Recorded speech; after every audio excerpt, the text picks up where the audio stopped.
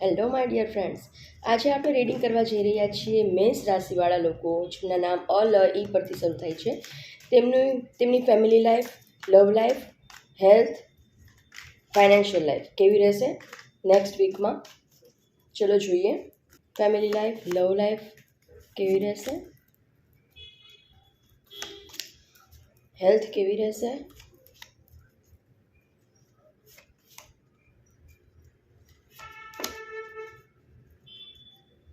Financial life કેવી રહેશે.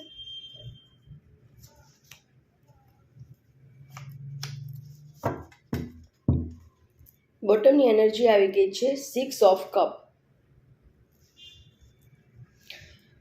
ખૂબ જ સારી એનર્જીમાં દેખાઈ રહ્યા છો. કોઈને ગિફ્ટ આપતા અથવા તો તમને કોઈ ગિફ્ટ આપતું હોય એવું દેખાઈ રહ્યું છે.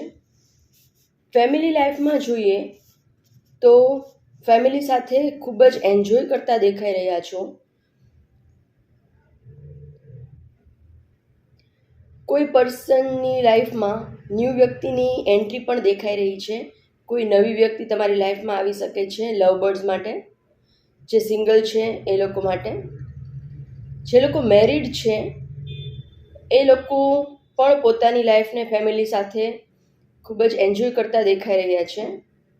કોઈ બાબતમાં એવું બની શકે કે તમે ઘરમાં ઓથોરિટીથી બહુ સ્ટ્રિક્ટ નિર્ણય લેતા હો કોઈ બાબતે, ઓથોરિટી લઈને, એવું પણ દેખાઈ રહ્યું છે. જો ઓથોરિટીથી કોઈ નિર્ણય લો છો.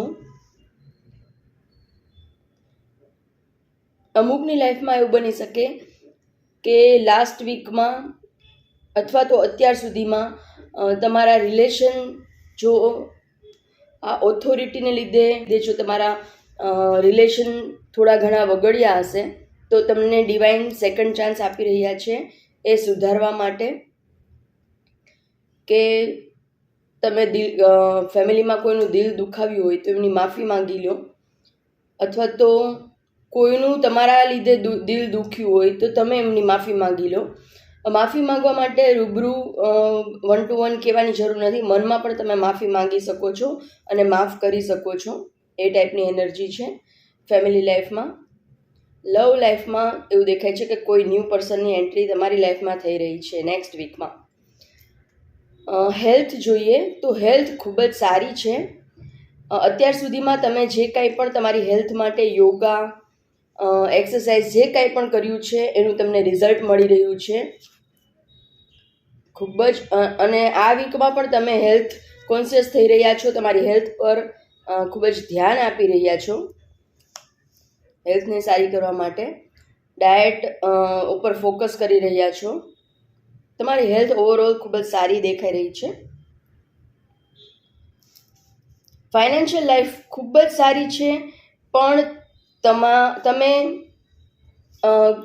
અત્યાર સુધીમાં એવા કોઈ નિર્ણય લીધા છે, ખોટા નિર્ણય ઇન્વેસ્ટમેન્ટને લઈને, કે તમારા મની સ્ટક થઈ ગયા છે, કોઈ જગ્યા પર ફસાઈ ગયા છે.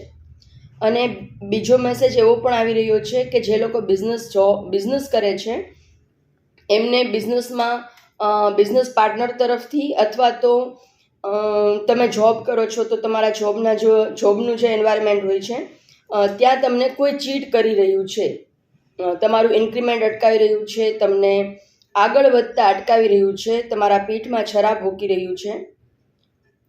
તો બિઝનેસ અથવા તો જોબમાં એવી કોઈ વ્યક્તિ તમારા સરાઉન્ડિંગમાં હોઈ શકે છે જેને કારણે એની ઇફેક્ટ તમારા મની પર આવી છે, એ બ્લોક થઈ ગયા છે. તમારી પાસે હતું ઘણું બધું, પણ એ અત્યારે બ્લોકની સ્થિતિમાં બતાવે છે, બ્લોક થઈ ગયું છે.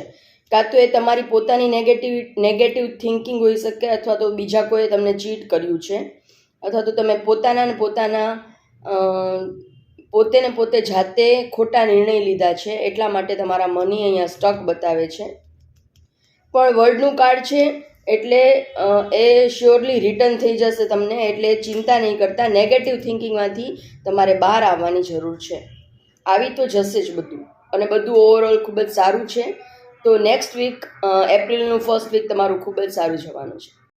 આ જનરલ કલેક્ટિવ રીડિંગ હોય છે. તમારે તમારું પર્સનલ રીડિંગ બુક કરાવવું હોય તો સ્ક્રીન પર આપેલા નંબર પર મને મેસેજ કરો. Thank you so much.